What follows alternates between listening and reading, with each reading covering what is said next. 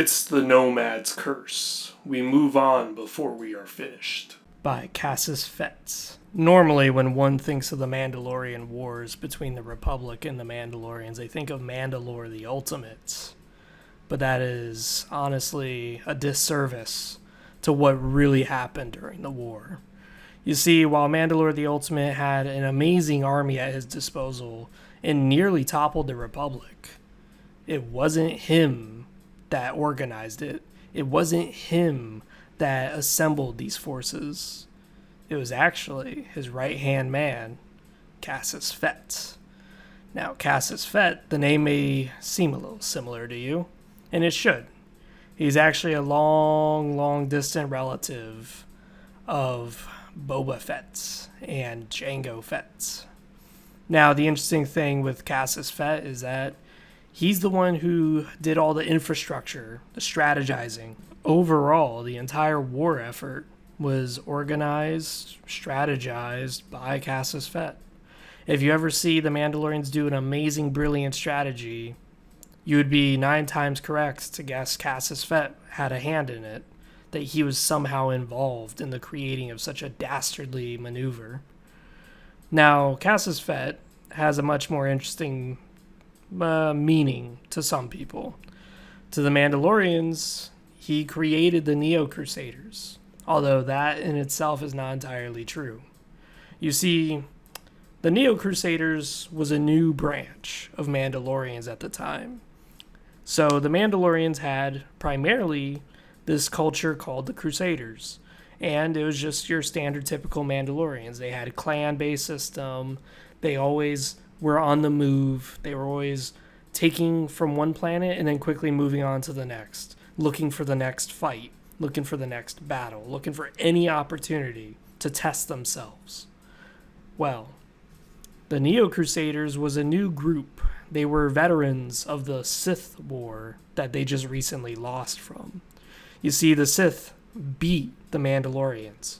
Mandalore the Indomitable stood no chance against the Sith. And with the Mandalorians reeling from that defeat, some of the veterans formed their own culture, known as the Neo-Crusaders. Now, the Neo-Crusaders, Cassus Fett took a very big liking to. You see, the Neo-Crusaders were just veterans who said, listen, this clan shit is not really working. We can still have our clans. You can still have your family, your honor. Basically, what makes you a Mandalorian. That's in the heart of us.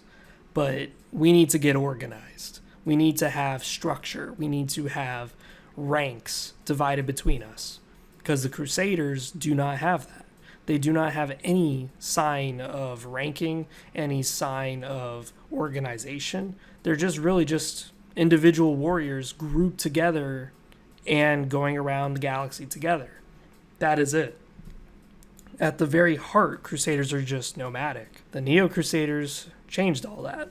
So Cassus Fett took them in and brought them before the Mandalore and said, listen, if we're serious about waging war against the Republic, we need to change. We cannot skim the surface of a world and take this little morsel of supplies. If we're going to seriously fight another empire again, whether it be the Republic, whether it be the Sith, whether it be the Hutts, whoever, we need to be just like them. We need to be a government, in its own words. So, what did he do? He took the Neo-Crusaders' doctrines and he applied them to the whole army. Now, some Crusaders still refuse this. They were thinking that it's just straight up heresy against the Mandalorian way. Like everyone wearing identical armor, everyone wearing color-coded armor with structures behind it. That's just weird. There should only be a Mandalore and then Mandalorians. That is it. But the Neo-Crusaders changed that. Now you had field marshals.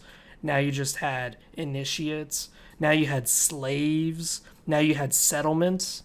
Now you had actual cities that you ran and governed. This is all new.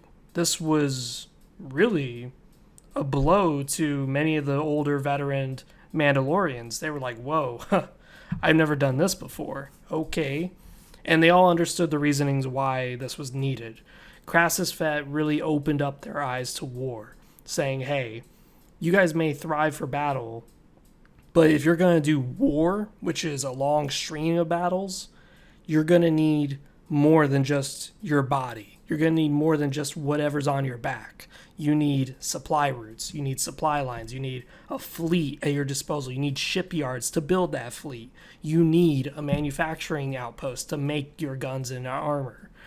This is where Cassus Fett and the Neo-Crusaders really took off. Mandalore the Ultimate loved it. He thought this was a great idea. After all, this was going to change the Mandalorians. This was going to turn them from just a little roving army that goes around and fractures and then reunites, fractures, reunites. This was going to form them into a real empire, the real deal. So that's what they did. From here on out, they no longer just raided worlds and beat their defenders just to run away. No, now they beat their defenders and stood there, stayed their ground, took over, continued running the operations, and then they would go into the cities and take hordes of slaves in. But then they would also uplift them. They would also take in some people, not as slaves, but instead train them in the ways of Mandalorian, educate people, educate many, many groups of children, different species all around in the ways of the Mandalorian, and uplift them from whatever it is they were from into a Neo-Crusader. Now that Cassus Fett had amassed an army at the disposal of Mandalore the Ultimate, they had to devise how they were going to engage the Republic. And from here, Cassus Fett said, I got you, buddy. See, I already been thinking about this. What we should do is we should do skirmishes alongside the Outer Rim and test the Republic's responses, test the Republic's defenses, test how our troops handle these responses, test how our guns match against theirs. And with this, there was a lot of minor skirmishing. This was before the Mandalorian Wars even began, by the way. So here they are taking over world by world, independent worlds, and now fully uplifting them, making cities on them, making settlements, making manufacturing capabilities. And now they have armies. They're like, all right, we should pretend that we're weak and just keep skirmishing against the Republic. Just shoot down a ship or two, engage a few starfighter dogfights, maybe send a few patrols down on a world and engage in some light skirmishes with the planetary defense forces. Yeah, stuff like that. Oh, wow. Our weapons and stuff are actually really effective against the Republic? Well, this confirms that Mandalore, we should attack. And from here, Cassus Fett really led the charge. He led the biggest wave of Mandalorian invasions, where he attacked simultaneously 3 areas all at the same time. Again, all this is attributed to Mandalore the Ultimate, that he was just this amazing leader, this amazing mind, but really it was all Cassus Fett. And here's the interesting thing, is that Cassus Fett is a name that's almost like Voldemort from Harry Potter. One species, in particular in the galaxy, is scared to utter his name. They're scared because of what he has done to their species. Can you take the guess of what species may be that is afraid, genuinely scared in their DNA of his name? That would be the Cathar, the cat people. You see, when Cathar was attacked by Mandalorians, Cassus Fett was the one who led it, and he was so disappointed by how weak their defense was. He was so mad at their civilians that they didn't even try to help their defenders defend their world, that he genocided them. He pushed them all into the ocean and said, hopefully the ocean will be able to get rid of you traitors, as he orbitally bombards them stuck in the ocean. Now, you may think, okay, this is a side tangent, Freezer 700. Why are you talking about him genociding a species? Well, there's a reason for that. You see, Revan, we all know Revan. He's got that huge Mandalorian mask on him. And we're all like, ooh, that's a cool mask. What is it? Oh, it's Mandalorian? Cool story, bro. But did you know that that mask is related to Cassus Fett? It's related to him because of this story. When he exterminated the Cathars on this world, one Mandalorian spoke up.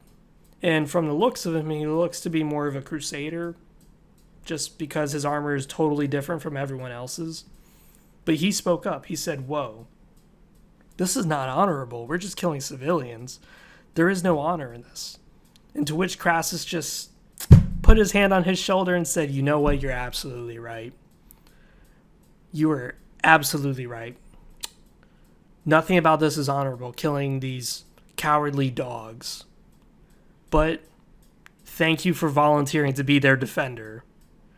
And then he orbitally bombarded the Mandalorian with the Cathar people, and his helmet survived.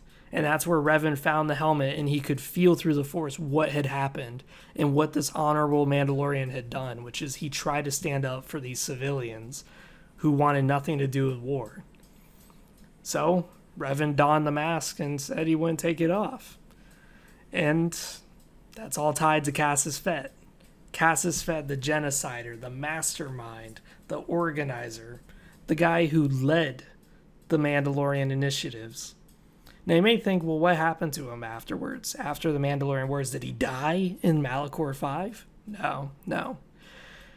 Last that was seen of him was he led some Mandalorian bands around the galaxy, getting chased by bounty hunters, but also being chased by the Republic for his crimes. He had done a lot, as I said. The genocide of the Cathars is just one of the many things that he had done. You know, spreading Rakul disease on accident, just utterly destroying terrorists in a lot of ways. Like, he's done a lot. He's done a lot of bad things. Well, for being the great strategist that he was and being outmanned and outgunned by the Republic, he was still able in the Jagger cluster to outmaneuver the Republic and take out a frigate along with its captain. Which is, again, that's legendary. That's awesome. It's like, damn, dude, you're outnumbered, outgunned. You don't have your resources anymore. You've gone so low. You went from the right hand of Mandalore to now just some guy on the run. And you still took out a frigate with whatever men you had left at your disposal. Yikes. This guy is not to be fucked with. But either way, eventually it's assumed, it's not stated, that he dies from some bounty hunters. And his armor, the Cassus Fett armor, is this amazingly purple armor in KOTOR 1. I don't know why it's purple. Because in the comics, it's gold, which makes sense because in Neo Crusaders, gold is like the highest rank you could achieve. So, either way, in the game KOTOR, though, it ends up in Adam Larp's inventory.